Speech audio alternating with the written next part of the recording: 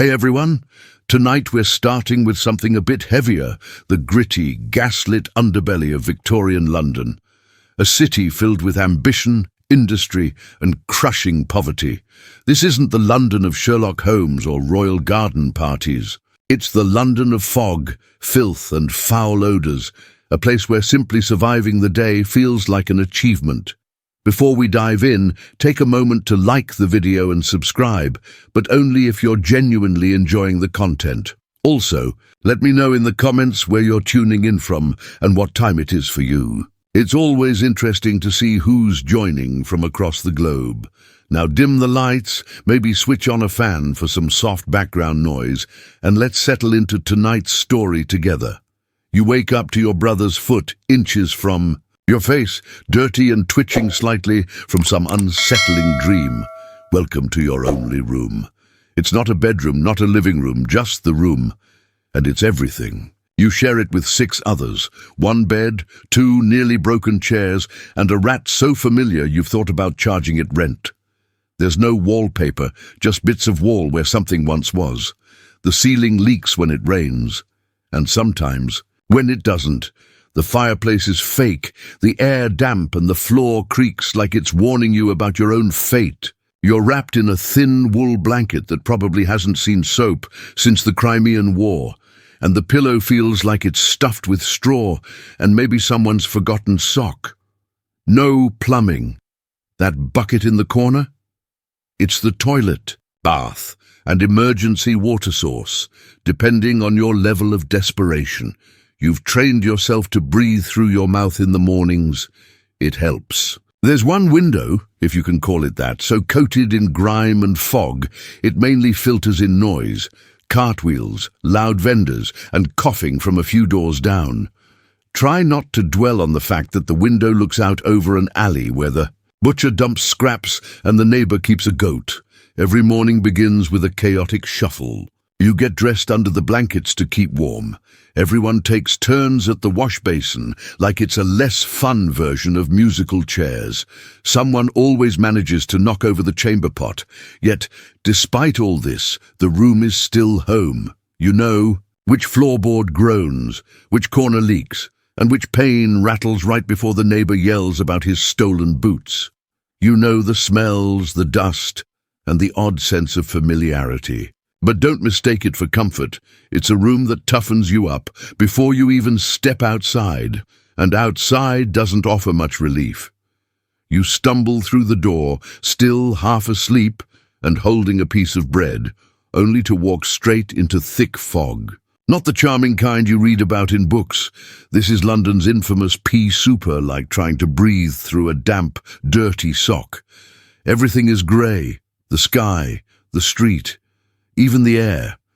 You can't see your hand, and you're not sure if what's ahead is a lamppost or a horse. Could be either. This fog is more than weather, it's a hazard. Born from a mix of coal smoke and natural mist, it sticks to everything, fills your lungs, coats your throat, and gives you clothes. That signature London look, dirty and slightly flammable. Everyone coughs. It's part of the city's soundtrack, along with church bells and horse hooves. Kids cough like they've been smoking for decades, and old men shake windows with their wheezing. Doctors suggest moving to the countryside. Good. Advice if you have the land or healthy lungs. The smell is a potent mix. Chimney smoke, sewage, manure, and yesterday's cabbage. If bottled, it'd be called urban misery. It gets into your clothes, your bread, and your one decent shirt, the one you save for funerals and interviews. And no one's shocked. Life carries on. Street lamps stay lit all day, but they don't help. You hear someone trip in the alley, someone else curse as their umbrella disappears into the mist. At night it thickens, slipping through cracks in doors, smothering everything. Without a candle, you might walk into the wall, or worse, someone's lap. The air in Victorian London doesn't just suffocate, it marks you. It dares you to keep breathing. And you haven't even reached the market yet. You've made it out of your smoke-filled home into the day's dreary start. Now your stomach growls, it's breakfast time. But here, breakfast isn't a meal. It's a lesson in low expectations. If you're working class, and chances are you are, breakfast isn't bacon and eggs. It's a hard piece of bread that could double as a tool, maybe some porridge, if the rats missed it. Tea is a must, not for comfort, but because it's boiled and therefore probably safe. Milk, if you can afford it, might be watered down, or worse, preserved with formaldehyde by sellers who think safety is optional. Sugar is expensive. Butter's a fantasy. Jam, only if a relative left it to you in their will. If you work in a factory or live near a bakery, you might catch a whiff of fresh bread. Don't get your hopes up. That loaf belongs to someone else, probably a man with a proper title on his door. And if you're really struggling, an orphan, a widow, or someone replaced by a machine, you might queue at a workhouse for a ladle of pale grey gruel. It's warm, it's edible, that's all it has going for it. Street vendors might offer fried potatoes or meat pies, but the meat is a mystery, the oil ancient, and the digestive consequences unpredictable. Still, the smell is tempting when you're hungry. Everything smells like hope. You eat quickly, wrapped in your coat like it's armor. No dining table, no calm morning soundtrack, just cold air, rattling carts, and someone already yelling about missing coal. With your belly half full and your morale even less so, it's time to face the true beast, the streets. Victorian London streets are alive, grimy and unforgiving. Every step is a gamble. The street doesn't care if you're late for work or just trying to survive the walk. Sidewalks? If they exist, they're narrow, cracked and jammed with people. So most use the road, a battlefield of hoofbeats, wagon wheels and ankle-deep sludge. Horse-drawn carts fly past, carriages skim corners. One wrong move and you're flat in a puddle that smells like something died there, and probably did. Watch the gutters. They run through the center of the street, carrying everything: rotten food, dead rats, coal ash, and human waste thrown from upstairs. You'll also spot the occasional shoe, hopefully without a foot. Crossing without slipping requires gymnastic balance or a very long stick, dignity not included. And then there's the people. Street kids dart around like they've had too much. Sugar. Pickpockets brush by, pretending to bump you. Vendors shout about eels and mystery meat. Everyone's yelling about something. Coppers try to look official while ignoring most crimes, unless it's their shift or someone paid them to care. The air is still thick with soot, now mixed with manure and pipe smoke. You might hear church bells, or maybe your ears are still ringing from that guy who shouted about chimney dust. If it rains, and it often does, the streets become rivers of grime. No umbrellas, no sympathy. Just pull your coat tighter and hope your boots survive. And this is just your commute.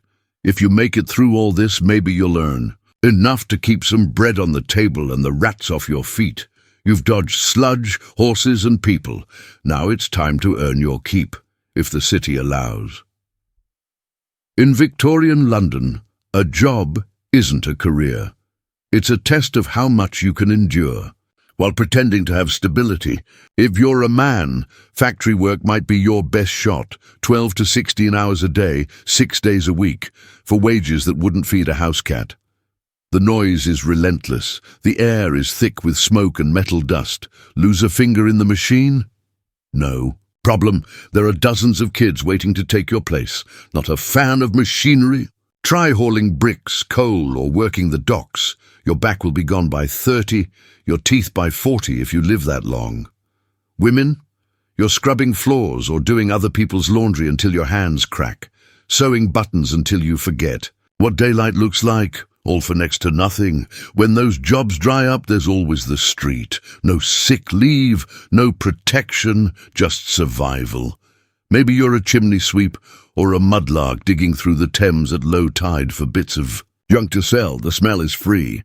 So is the disease. Or maybe you end up in a workhouse, where help means being worked to exhaustion in return for food so bland it feels like a punishment. You're not meant to thrive. Just not die too loudly. Jobs come and go. Illness means hunger. Injury means worse. There's no compensation, no healthcare, no HR, just a foreman yelling at you to move faster, breathe quieter, and stop bleeding on the tools. Complain?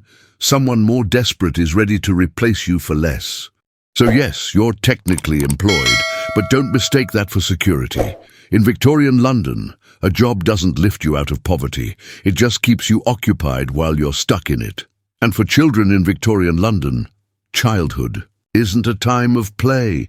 It's the brief period before labour ruins your body. If you're small enough to fit in a chimney, congratulations, you're already useful. Forget toys or bedtime stories. By age 5, you're already working. 6. If your parents are generous, school is a luxury. Work is your life. No, you don't get applause or medals. You get calluses, exhaustion, and a society that expects you to keep smiling while your back gives out. If you're unmarried, you might end up as a domestic servant. That means scrubbing floors from morning to night, hauling coal, blacking hearths, ironing until your arms go numb, and only sitting if permitted. You eat last, sleep in the attic, and if your employer behaves inappropriately, well, you're expected to feel lucky. Marriage doesn't improve much. Now it's double duty. You clean your own cramped, dirty room, raise several children, cook. With little, sew everything by hand, and manage a household budget on mere shillings and a prayer. Maybe you take in laundry for wealthier families, endlessly boiling, scrubbing and wringing fabric just to afford bread. Some women become seamstresses, sewing shirts in dark corners for 14-hour days. It pays pennies, ruins your eyesight, and if your fingers bleed on the fabric, you're fired.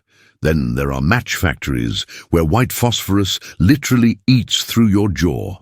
It starts with a toothache and ends with a decaying face. Management blames chewing gum.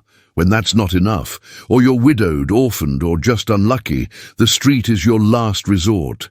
Sex work is technically legal, often overlooked, but always judged. You might make enough to get by, or you might end up arrested, assaulted, or worse. Protection, if any, means wool gloves and a bit of luck. Women in Victorian London are expected to be silent, tidy, obedient, and endlessly occupied.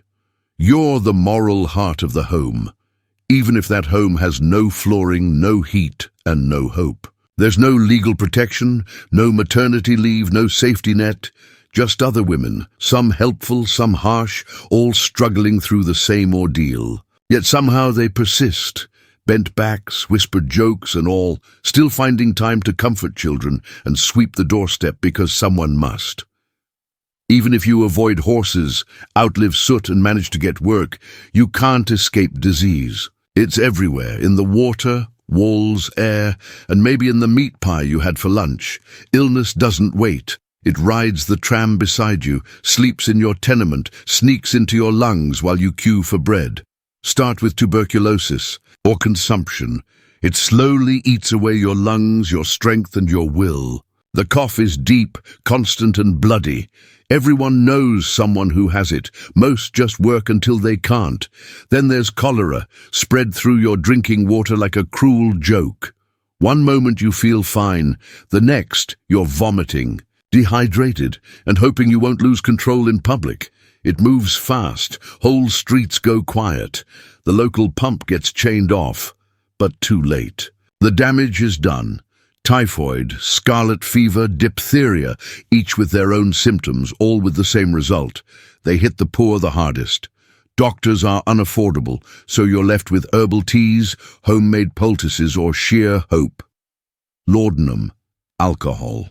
Mixed with opium is sold over the counter. Fever, laudanum, cramps, same. Grieving your 8th child? Double dose. It won't save you, but you'll stop minding. Doctors do try, sometimes. But medicine is still mostly guesswork in Latin. Leeches are still trendy, surgeries are glove-free, and antiseptics are just a theory. A street barber may not be any worse. Disease affects everyone, but your poverty ensures it finds you quicker. No sanitation, no airflow, tend to a room. Ideal conditions for microbes, misery, and mold. In Victorian London, if something doesn't kill you quickly, it will slowly. Still standing? Time to refill your water. You're sweating through a soot-covered shirt, lips cracked, throat raw from coal dust. But in this city, water is not safe. It's a hidden threat with a porcelain handle. Take the Thames. It's the city's artery, but also its toilet, chemical drain, animal grave, and yes, drinking water. Imagine a mix of rotting vegetables, factory waste, dead animals, and sewage flowing past Parliament. Now pour yourself a cup. Cheers! The water company says it's filtered, but that just means it's passed through gravel and hope. If you're working class, your tap may be a public pump down the road, shared with 200 neighbours and a few factories. Worst part, you often don't know it's dangerous until it's too late. Cholera and typhoid thrive in this water. Just one shared bucket, a bad pump, and your front-page news, if you're lucky. Bathing? That's wishful thinking. Most don't have tubs. If you're middle class, maybe one bath a week for the whole family. If you're poor, a tin tub in the kitchen, monthly if that. That same water may also rinse laundry, dishes, or sore feet. Hygiene is inventive. Sewers do eventually come, after the great stink of 1858, when the Thames smelled so bad Parliament fled. It took stench to spark action. Until then, you boil water if you can, or drink beer. It's warm, flat, and safer than water. For adults and children alike. In Victorian London, even water can kill you. The danger isn't just thirst, it's where thirst leads. You've tried honest work. It's hard, filthy, and pays little. The water might poison you, the factory might crush you, and rent collectors don't take promises. What's left? Crime. In this city, it's not just desperation, it's a profession. You might start small, a pickpocket or dipper, blending into market crowds, bumping into someone and vanishing with their coin purse. Dickens made Oliver Twist famous, but the real ones didn't get songs. They got prison or were shipped to Australia. Women might become fences, reselling stolen items in back alleys or run twilight houses where thieves stash goods. Feeling bolder? Sell bruised fruit or diluted milk from a cart, then vanish before customers complain. Forgery, card tricks, or three-card Monty also work. Fast talk and faster exits. If you're really daring, try burglary, a shop, a warehouse, maybe a church. You might find valuables, or a constable with a baton. Police do exist, but they're understaffed and easily bribed if you know how. Many do. London's crime networks are surprisingly structured, with territories, code words, even recruitment. Then there are resurrection men, grave robbers selling bodies to medical schools. It's horrifying, illegal, and pays more than sewing buttons. But risks are real. Get caught, and it's branding, prison, or exile.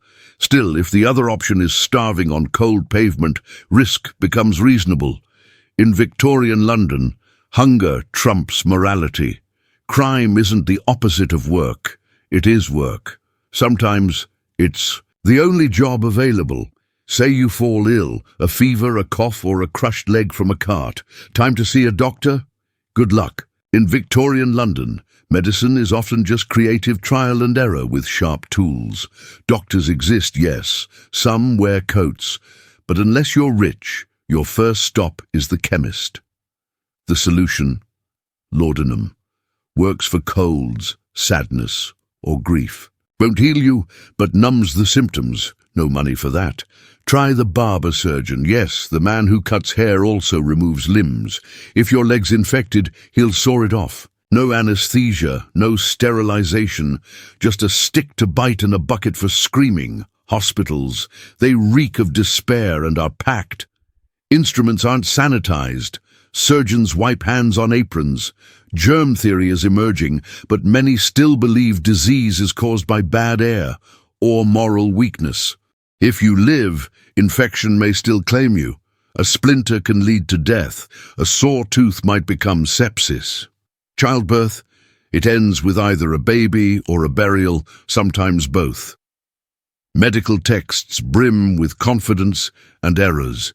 You might be prescribed bloodletting, mustard plasters, or light electrocution to balance your humors by draining your blood, savings, and hope. A few forward-thinking doctors suggest hand-washing or antiseptics. They're mostly ignored. After all, how dare anyone suggest a gentleman doctor has dirty hands? So what do most do when sick? They wait, they sip tea, they lie still and hope, because each treatment comes with risk. And healing often feels like luck more than science. You don't see a doctor to get better. You go when all else fails, and sometimes against the odds, you survive. The sun sets. Gas lamps flicker, fog thickens like a blanket. You'd think the city would calm down, but in Victorian London, real danger begins after dark. Forget peaceful evenings. The streets belong to shadows. The dim gaslight barely cuts the mist. Every shape is suspect. A crouched figure, a cloak behind a post, a footstep too close behind. If you're out alone, you're either lost or desperate. Police patrol in pairs, swinging batons and trying to look tough, but they know some alleys aren't worth the risk. Criminals own the night, and they move quieter than any copper's boot. Muggers, thieves, and cutthroats do their best work in darkness. If your path leads through Whitechapel or Limehouse, you walk faster. Not because of ghosts, though the fog plays tricks, but because someone might be watching. And in 1888 that someone might have a knife. For women, danger triples. Men lurk in corners, whisper offers, or don't bother whispering. Darkness hides everything, faces, screams, and sometimes bodies. Even indoors, you're not safe. Tenement walls creak and rats and maybe a rare smile, precious even in the darkest corners. In the tenements, alleys and workhouses, people still look out for one another. Not always, not perfectly, but often enough to prove the city hasn't entirely crushed their spirit. A mother shares a warm brick on a freezing night. A chimney sweep helps a new boy avoid getting stuck on his first climb. A dying man hands over his boots to someone still strong enough to earn a wage. These aren't grand gestures. They're quiet, small, but in a place where hope is scarce, they're worth more than gold. The pubs help too. Loud, smelly, overcrowded, and absolutely vital. People come together there to sing, joke, and drink away their pain. You might not afford meat, but you can share a laugh over cheap ale. Even the street performers, the penny dreadful vendors, and the blind fiddler on the corner create a kind of patchwork comfort, reminders that not everything in the city wants to harm you. Kindness here isn't idealism. It's practical. It comes from shared hardship. When the system ignores you and the wealthy pretend you don't exist, your only support is one another. And so, despite the filth, the fever, and the fog, people still fall in love, still marry, raise children, and dare to hope. Because if you can find a warm hand, a piece of bread, or a half-sung lullaby in the gutter, then maybe the city hasn't won. Not yet, so after 14 chapters of choking smog, rats in the walls, toxic water, and chemists giving out opium for broken limbs, ask yourself honestly, would you survive Victorian London? Probably not. Let's be honest, this wasn't a city made for comfort. It was built on coal, sweat, and the crushed backs of the working poor. Every day was a struggle against hunger, illness, landlords, factory bosses, constables, and the nagging sense that the world didn't care whether you lived or died. Basic things like soap, antibiotics, and light switches didn't exist. No social support, no healthcare, no time off, just another fog-filled morning where your one goal was to make it to nightfall. You'd miss things like toilets, toothpaste, and safe tap water. People would stare if you brushed your teeth or asked for greens and showers, those you'd miss most of all. Yet people did survive, not because they were extraordinary, but because they had no choice. They formed unions, built families, led strikes, wrote novels, played music in the streets, and clung to hope like it was the last loaf in the pantry. They laughed even through the fog. They found love in slums, sang lullabies over crying children, and danced in pubs after 16-hour shifts. They weren't just victims. They were tough, resilient, and unmistakably human. You likely wouldn't make it through a day. And that's not an insult, it's a reminder. The people who did survive carried an empire on their backs, often barefoot, often starving, nearly always overlooked. They built the very world we now criticize, from heated rooms with clean water. So maybe it's fine that we wouldn't last, but at least let's remember them. Not as faceless figures in history, but as people who endured the impossible, day after day. Gorgo was born into a city that didn't just ignore the rules, it made its own. Sparta wasn't known for grand temples or philosophy, it was known for warriors. And Gorgo, she was born at the top of that ruthless ladder. Daughter of King Cleomenes I, one of Sparta's two kings, Gorgo's life was political from her first breath. She wasn't destined to be a bargaining chip in marriage. In Sparta, women could own land, speak publicly, and receive education, something that stunned the rest of Greece. And Gorgo wasn't just any Spartan woman. As the king's only child, she was expected to learn, observe, and eventually wield real influence in a society ruled by shields and spears. As a child, she likely sat in on royal councils, watching debates on war and diplomacy unfold with urgency. Her father wasn't a steady leader. Some believed he went mad, but he taught Gorgo early that politics were dangerous and power precarious. One famous story tells of a foreign ambassador trying to bribe her father. While the men whispered, young Gorgo, no more than 8 or 9, stepped forward and warned, "Father, you should leave or this man will corrupt you." That wasn't just smart, it was bold. Her father listened. The ambassador was sent away. Gorgo had shown she had bite, and people learned not to underestimate her. Long before she was of marrying age, Gorgo displayed remarkable judgment and intelligence. She wasn't just royal by birth, she embodied Spartan ideals, discipline, clarity, and brutal honesty. Her future wasn't as a quiet queen behind palace walls. It was as a Spartan force, ready to lead, and if necessary speak louder than kings. Her marriage to Leonidas wasn't built on romance or spectacle.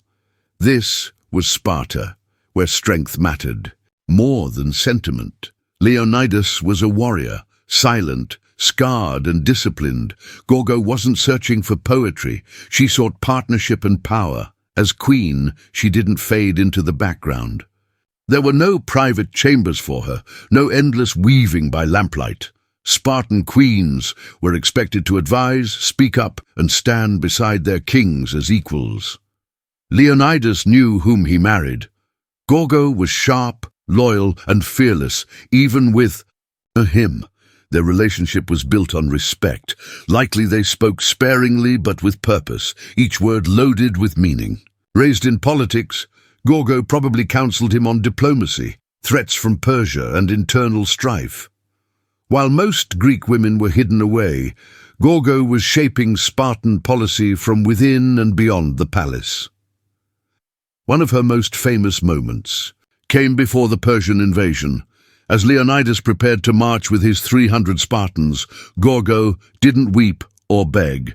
She said just 6 words, "Come back with your shield or on it." It wasn't just a goodbye, it was a command. Die with honor rather than live in disgrace. Leonidas obeyed. He and his men fell at Thermopylae, buying Greece time to fight back. His sacrifice became legend, but Gorgo's words became its heart. After his death, Gorgo didn't retreat into mourning. Her influence only grew. She wasn't just a widow. She became a living symbol of Spartan resilience. While statues were made for the dead, Gorgo remained to remind everyone why they fought. With Leonidas gone, Sparta was vulnerable, militarily and politically. War with Persia raged on. Alliances were fragile, tensions ran high. In that instability, Gorgo stood as protector and strategist. Though daily records are scarce, ancient sources, like Herodotus, show that she was consulted in serious matters. She wasn't included out of courtesy, she was trusted. One tale tells of a hidden message sent on a wax-coated tablet warning of Persia's invasion. While others were confused, Gorgo calmly told them to scrape off the wax, revealing the message beneath. Her quick thinking may have saved countless lives, but Gorgo's insight went beyond clever puzzles. She understood how precarious the Greek alliances were, and how dangerous Persian bribes could be. While other cities like Athens were vulnerable to gold, Gorgo remembered her own childhood warning: beware of gifts laced with corruption. She urged Sparta to hold firm, even when politically inconvenient, and they listened. Because when Gorgo spoke, it wasn't with gentle flattery. It was with the clarity of a strategist and the urgency of someone who knew what was at stake. Even in mourning, Gorgo remained steady. Leonidas's shield may have been lost, but Gorgo herself became Sparta's shield, its voice, mind, and memory during its darkest hours. To grasp Gorgo's significance, you must understand what it meant to be a Spartan woman, and how she elevated that role into something exceptional. Spartan women were already unique in the ancient world. While Athenian women were restricted to the home, excluded from politics, and minimally educated, Spartan women were raised to be strong, smart, and assertive. This wasn't flair, it was strategy. Strong women made strong sons. So girls trained, wrestled, and learned alongside boys. They were expected to be healthy, confident, and unafraid to speak hard truths. But Gorgo stood out, even among them. She represented the pinnacle of Spartan womanhood. Known for her wisdom and sharp wit, one of her famous quips came when a foreign woman asked, "Why are Spartan women the only ones who rule their men?" Gorgo answered without pause, "Because we are the only women who give birth to men." It wasn't just clever, it was pure Spartan ethos. Female strength wasn't decorative, it was essential. In Gorgo's world, motherhood wasn't passive. It was political. Raising a Spartan son meant preparing a future warrior. Her own son, Pleistarchus, would become king after Leonidas. She likely supervised his early training, taught him the values of sacrifice, duty, and honor, and raised him, not to seek glory but to serve. And yet Gorgo never flaunted her influence. She didn't need to. Her voice carried weight because she used it with purpose. Gorgo's reply, "We are the only women who give birth to men," wasn't just a clever retort. It was a bold, six-word declaration that captured the Spartan mindset and its take on female strength. It wasn't just a statement, it was strategy. Gorgo wielded words the way commanders wield plans.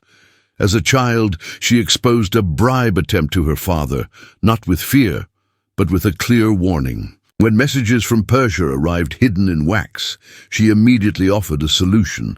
Gorgo didn't simply speak, she used language with precision, and in Sparta, people listened. In a society ruled by male warriors, Gorgo proved that intellect had its own place on the battlefield. Her words had weight, not just because of what she said, but how she said it: direct, confident, grounded in purpose. She wasn't loud, she didn't bluff. Gorgo understood what it meant to be a queen, a Spartan and a woman in turbulent times. She rose to those roles with steady, calculated conviction. Her strength came not from outbursts, but from the clarity and confidence in her words. Her intellect was her defense, and her voice was a tool as powerful as any weapon. Unlike many queens, remembered for emotion or appearance, Gorgo earned her place in history through decisive speech and strategic action. In Sparta, that was the highest form of respect. In her later years, Gorgo remained in a Sparta that refused to change. While other Greek cities developed into cultural hubs, Sparta stayed rigid, rooted in its military ethos. As the widow of Leonidas, Gorgo witnessed firsthand the consequences of his sacrifice, its significance for both Sparta and Greece. Though Persia was eventually repelled, the war's cost was steep. Sparta gained status as Greece's defender, but it also gained rivals.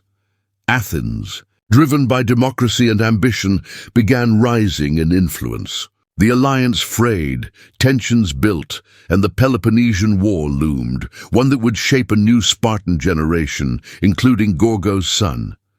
If Gorgo foresaw the coming conflict, she likely recognized that Sparta's discipline, its strength, was also its weakness. While Athens evolved, Sparta remained locked in its old ways. Yet Gorgo, always realistic, likely faced this with her trademark resolve. She had experienced many forms of conflict, not just military, but political and internal. By then, she had become a living symbol of an earlier era, a link to Leonidas, a voice of tradition, and a reminder of what Sparta once stood for. There's no record of her final days, but it's likely she faced them with the same calm she had shown throughout her life. She accomplished more than most, without leading armies or claiming a throne. She shaped decisions, raised a king, and upheld a way of life that refused weakness. If she grieved, she did so privately. If she hoped, she kept it guarded. Sparta valued legacy over emotion, and hers was already secure. Gorgo didn't need grand statues or epic tales. Her impact was etched in the legacy of a society built on honor, duty, and resistance. Unlike queens defined by sorrow or romance, Gorgo stood out for her mind, political insight, and unwavering pride. She wasn't just the daughter of King Cleomenes or the wife of King Leonidas. She was her own force. Historians remain struck by how often her name appears in Herodotus's writings, not as a background figure, but as someone of action in a time that often ignored women. Gorgo stood out not because she held power, but because she influenced it. She gave counsel, issued warnings, solved problems, and raised a ruler, all while embodying Sparta's core ideals: discipline, silence, and honor. Her most famous quote, "Come back with your shield or on it," goes beyond farewell. It represents the Spartan code in its purest form. Though often repeated or reinterpreted today, the original meaning remains fierce. A queen sending her husband into battle not with sorrow, but with resolve. Gorgo is remembered not for tragedy, beauty, or controversy, but for commanding respect in a society built on it. She exceeded expectations in a culture that already demanded more than most. Her intelligence and presence became a part of Sparta's identity. Even today, her legacy speaks to those underestimated, those who lead quietly, and those who influence without seeking recognition. She is a reminder that strength is not always loud, and true power often works behind the scenes, amid the sun-bleached deserts of Jordan, where the sky and horizon blur into silence, stand remnants of a forgotten ambition: the desert castles. These isolated, stunning structures, rising from the sand, with domes and faded frescoes, have long fascinated scholars. Built during the Umayyad Caliphate in the 7th and 8th centuries, they weren't defensive fortresses. Instead, they served as seasonal retreats and pleasure lodges for the Umayyad elite. Kings and nobles escaped the pressures of Damascus to find luxury in the desert. These weren't attempts to escape nature. They embraced it. Why build such refined architecture in harsh, remote areas? Part of the answer lies in symbolism. The Umayyads weren't just staking territory. They were asserting cultural dominance, showing that their rule and refinement could thrive even in the most unforgiving landscapes. These castles were practical too, often built near seasonal water, sources or trade routes, allowing them to act as rest stops or administrative centers. Yet their grandeur suggests they were also places of leisure and power. The walls once held frescoes of animals, musicians, and Byzantine-style art, an unusual choice in early Islamic design. With stargazing chambers, elaborate baths, and detailed audience halls, they balanced function with splendor. Today, many of these castles lie in ruin, half buried by the very sands they once defied. But even in decay, They speak of a time when the desert wasn't an obstacle, but a canvas for empire and luxury. These buildings are more than stone. They reflect ambition, elegance, and authority. To understand the desert castles, we must look at the Umayyads themselves, the first great Islamic dynasty ruling from Spain to Central Asia. Their capital, Damascus, was a hub of power, but their roots were still in the desert. The wilderness wasn't something to abandon, it was part of their identity. Rather than withdraw from it, they brought their culture into it. As they expanded, the Umayyads needed to show both power and legitimacy. What better way to impress tribes and foreign visitors than with grand palaces in the middle of nowhere? These castles combined imperial style with local flair, blending Roman, Byzantine, and Persian influences. The result was not mere imitation, but an architectural language all their own. Some castles displayed mosaics of vines, Corinthian columns, and mythical creatures. This mix of East and West declared the Umayyads not just as conquerors, but as heirs to a shared heritage. At Qasr al-Mashata, you can still see intricate stonework, merging Islamic design with classical extravagance. At Qusayr Amra, frescoes show bathing scenes, musicians, and even the Six Kings, a mural where rulers from Byzantium, Persia, and Ethiopia appear to pay homage to the Umayyads. These were not just retreats, they were statements. Through architecture and imagery, the Umayyads projected authority, culture, and influence. In the stillness of the desert, they crafted a bold narrative of rule and refinement. Among these desert monuments, Qusayr Amra is perhaps the most intriguing. Tucked deep in Jordan's wilderness, it looks modest outside, a squat, dusty structure nearly swallowed by its surroundings. But inside, it's a world of color and imagery, preserved across centuries.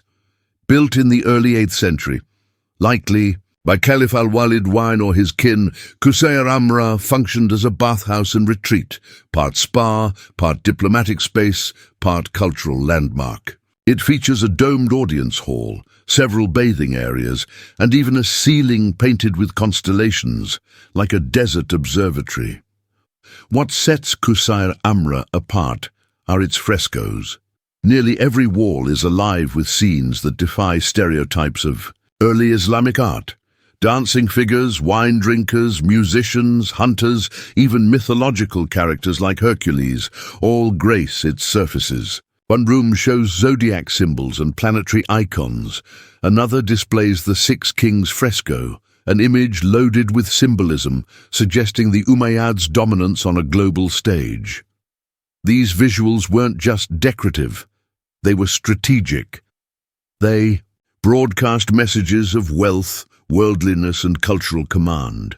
Through pigment and plaster, the Umayyads crafted an image of themselves as more than rulers. They were civilizers, tastemakers, and inheritors of ancient traditions.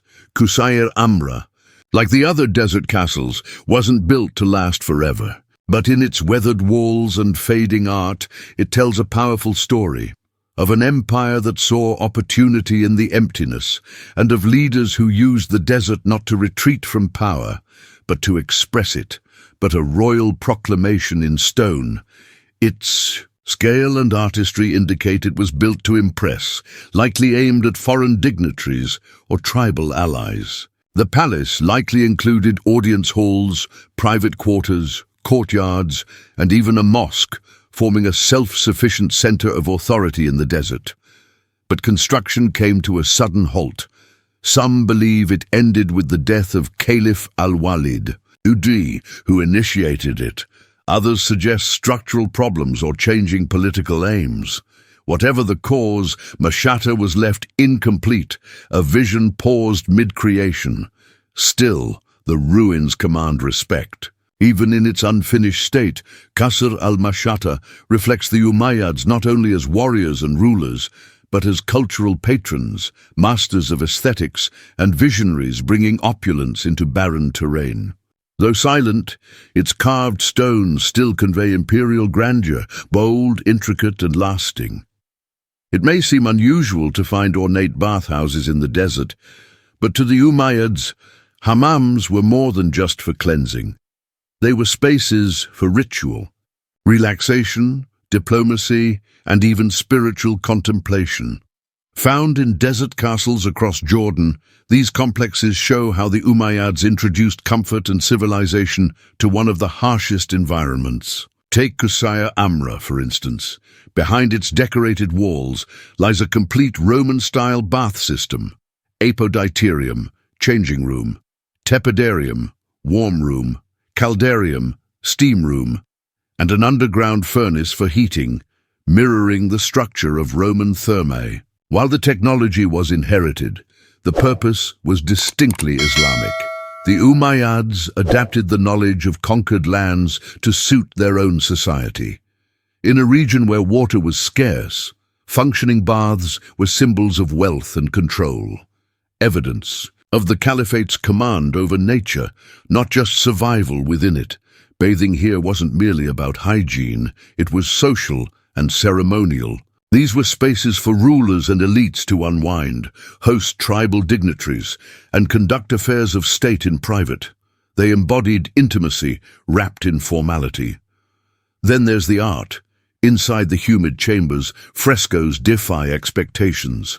Zodiac motifs, planetary images, bathing figures, musicians, hunting scenes. Some ceilings even resemble ancient star maps, particularly in Qusayr Amra, where constellations are painted across the dome. Bathing was transformed into a near-cosmic ritual, connecting physical purity with celestial wonder. This indulgence wasn't extravagance, it was strategic. The Umayyads didn't reject luxury, they used it to validate their reign. In the desert, a functioning bathhouse was as much a statement of power as any military show. Tucked within remote palaces, these bathhouses offered not only water but also cultural richness, places where dry landscapes gave way to steam and where heavenly constellations looked down from painted ceilings. They remind us that even far from the capital, the Umayyads didn't choose austerity. They chose elegance with purpose. Another captivating yet often overlooked element of Jordan's desert castles is their focus on the stars. In an age before telescopes or digital tools, the sky was both a guide and a mystery. The Umayyads, heirs to Greco-Roman knowledge and Persian cosmology, approached the heavens with both reverence and scientific interest, and they integrated this fascination into their architecture. At Qusayr Amra, the dome above the bathhouse is painted with an astrological map, showcasing zodiac signs and celestial symbols in a blend of science and aesthetics. This wasn't mere decoration. It reflected a sophisticated grasp of astronomy, likely passed down from Byzantine and Persian traditions. The Umayyads were more than conquerors. They absorbed the intellectual legacies of prior empires. These celestial themes carried layered meanings. On one hand, they reflected the caliphate's knowledge and sophistication. On the other, they suggested a mystical connection between earthly rule and cosmic order. Aligning leadership with the heavens wasn't just politically clever, it carried divine significance.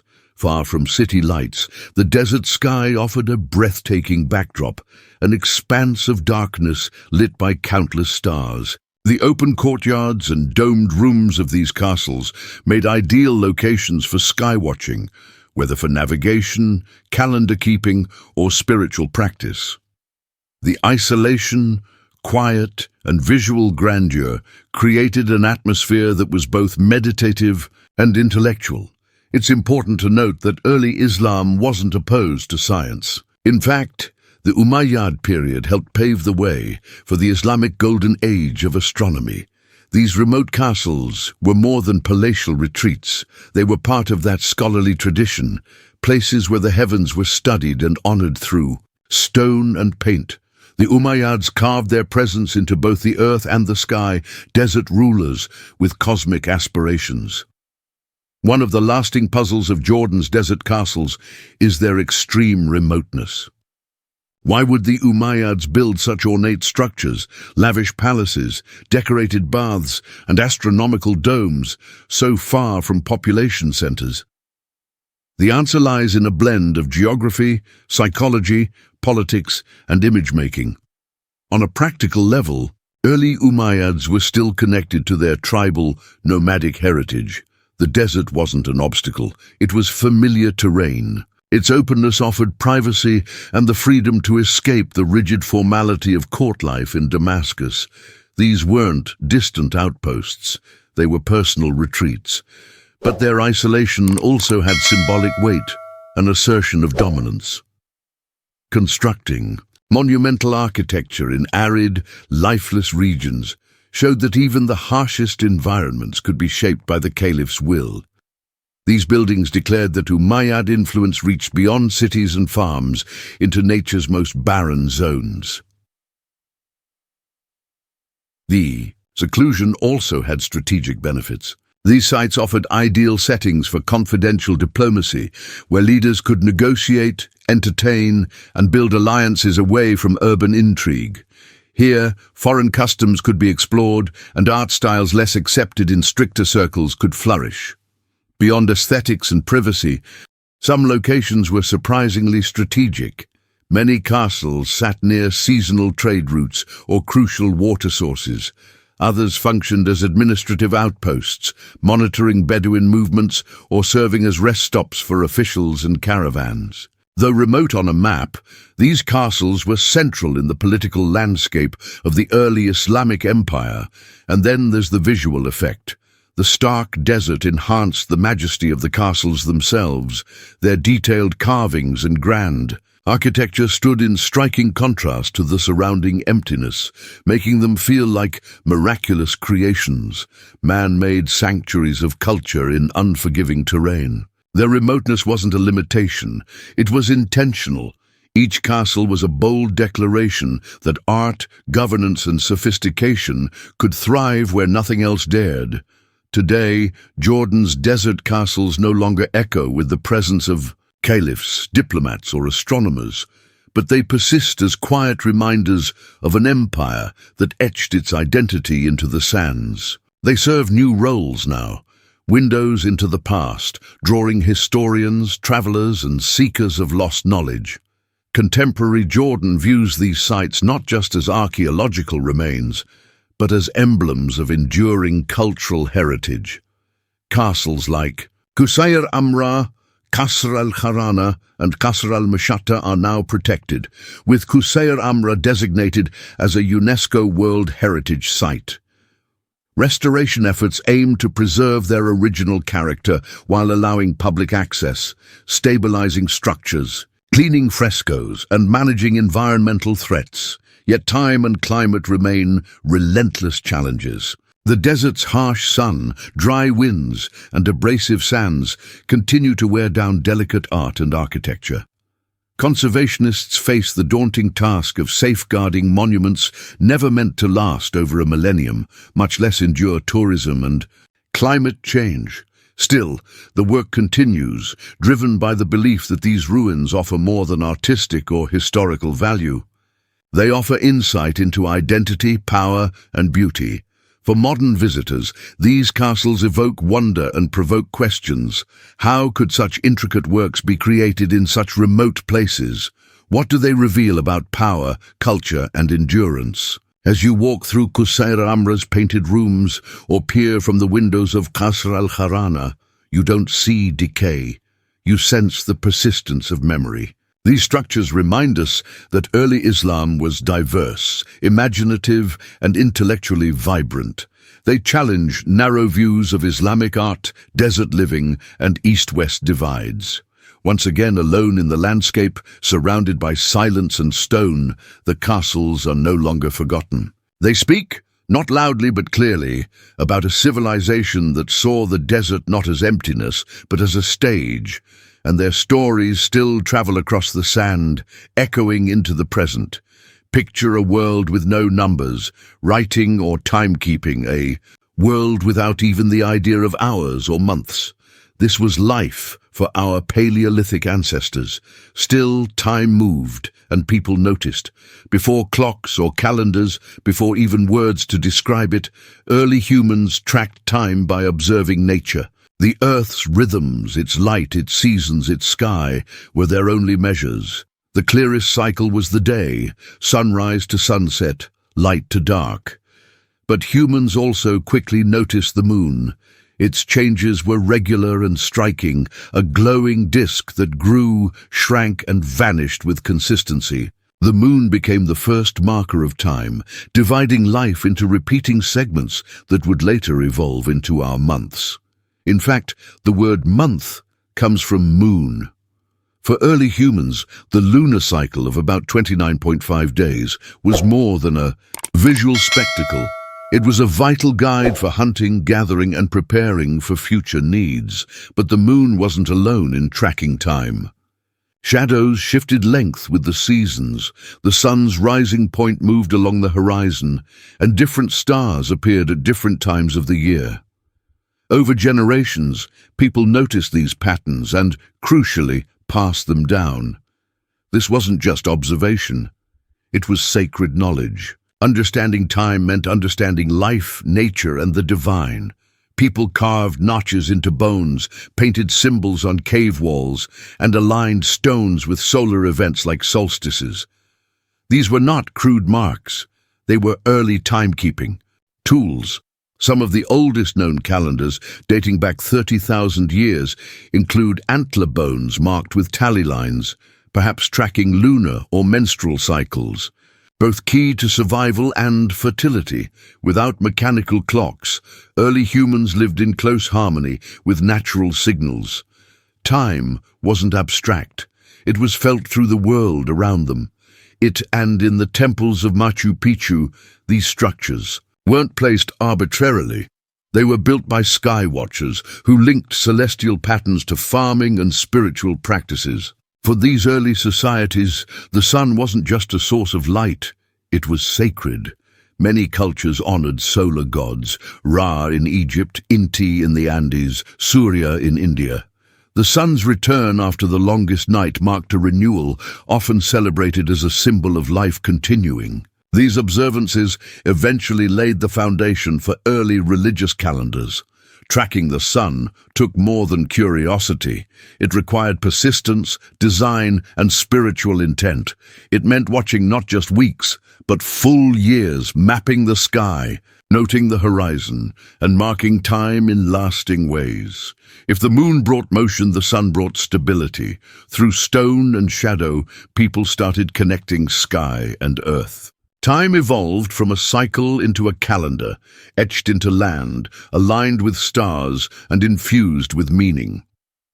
For early civilizations, tracking time wasn't merely practical, it was a sacred duty. Time reflected a divine pattern flowing from the cosmos into daily life. Every moment mattered. Every season held significance. Calendars weren't just schedules, they were tools of ritual, meant to align human actions with the divine. In Mesopotamia, priests climbed ziggurats not just to see the stars, but to honor them. These observations were spiritual acts. The Babylonians created a 7-day week, a 360-day year, and a base 60 system that still shapes how we measure time today. But their aim wasn't efficiency, it was order, reflecting a cosmic blueprint. The Egyptians advanced timekeeping further. Their calendar, one of the most sophisticated, was tied to the Nile and the heliacal rising of Sirius, the sky's brightest star. When Sirius reappeared at dawn, it signaled the Nile's flooding, an essential and sacred event. This moment marked their new year, a time of fertility and divine blessing. Across the ocean, the Maya created one of the world's most intricate calendar systems, weaving together the lunar and solar cycles, planetary motions, and sacred numbers. Their Tzolk'in calendar tracked a 260-day ritual cycle, while the Hab followed the 365-day solar year. Maya time wasn't linear. It was circular, spiritual, and closely linked to prophecy. Every date held meaning, Every event was timed with cosmic precision. Festivals, sacrifices, coronations, even battles were scheduled by celestial events. Rulers weren't crowned for convenience, they waited for the stars. Ignoring the calendar meant inviting chaos, both earthly and cosmic. To track time was to wield power, not over people but over meaning. Sacred time governed ancient lives. With the sun, moon, and stars, the calendar became more than a record of days.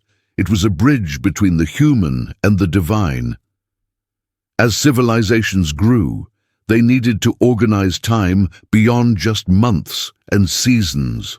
Slowly, the idea of a year, the Earth's orbit around the sun, emerged.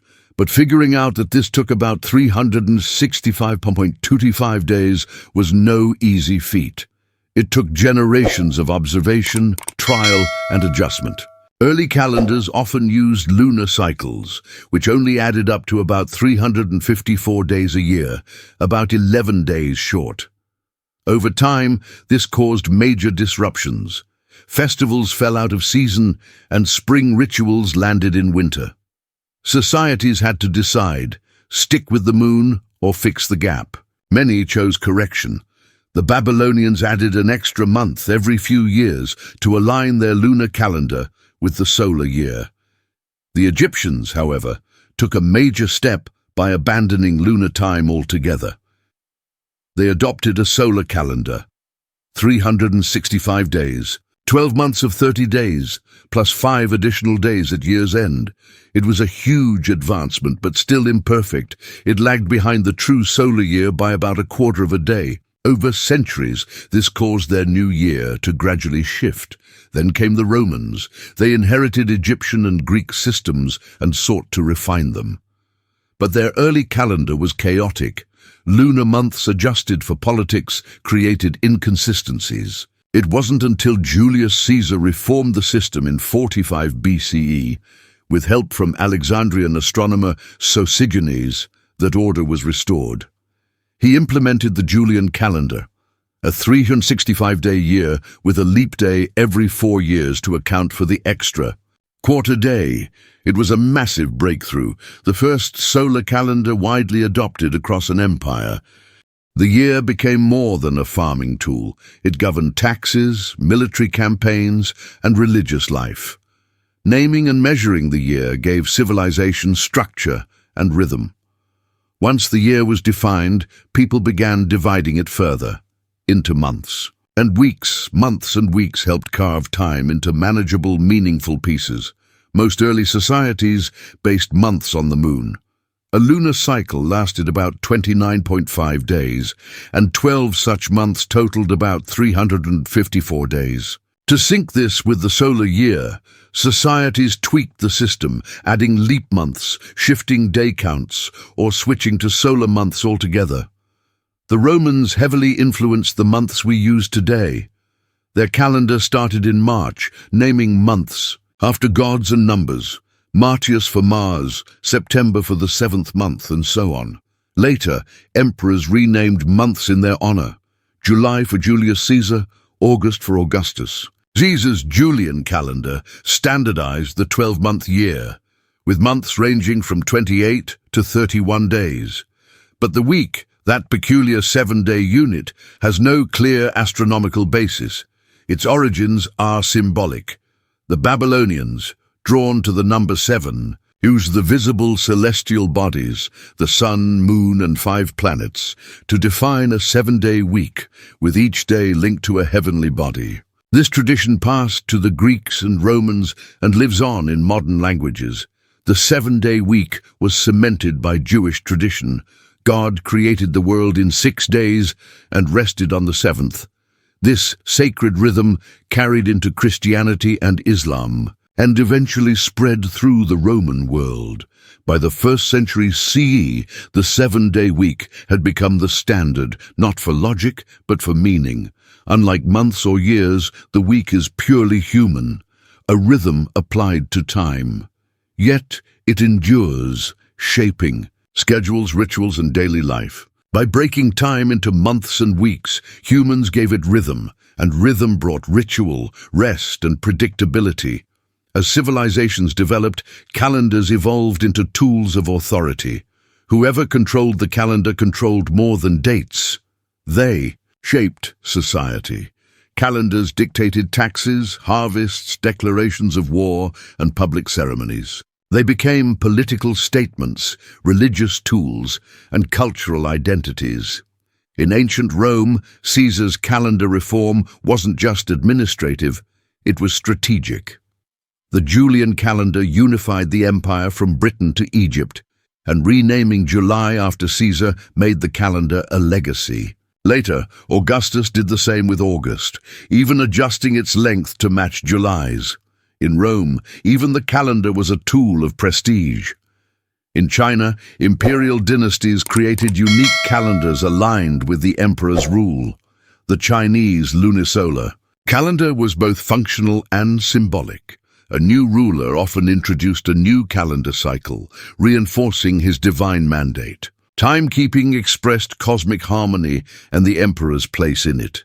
The Islamic calendar, initiated during the rule of Caliph Umar in the 7th century CE, began with the Hijra, Prophet Muhammad's migration to Medina. It was entirely lunar, meaning festivals rotated through seasons. But this mobility linked Muslims across geographies to the same spiritual timeline. In medieval Europe, calendars were contested ground. The Church synchronized saints' days and Christian festivals with older pagan traditions, helping ease religious transitions. Time was, in essence, baptized. Calendars weren't neutral. They instructed behavior. They dictated obligations, spiritual observances, and historical narratives. From kings and popes to scholars and priests, those who managed calendars held the power to define reality itself. By the 16th century, the Julian calendar's tiny error, 11 minutes off per year, had accumulated. By the 1500s, the spring equinox had drifted to March 10th instead of March 21. For the Church, which needed accurate dates to calculate Easter, this was a major issue. Pope Gregory III acted. In 1582, he launched the Gregorian calendar reform, the most significant in history. Guided by Jesuit astronomers, his team removed 10 days. October 4th was followed by October 15th to realign the calendar with the solar year. They also revised the leap year rule.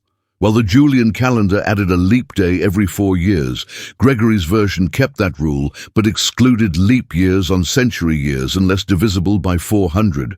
So, 1600 was a leap year, but 1700, 1800, and 1900 were not.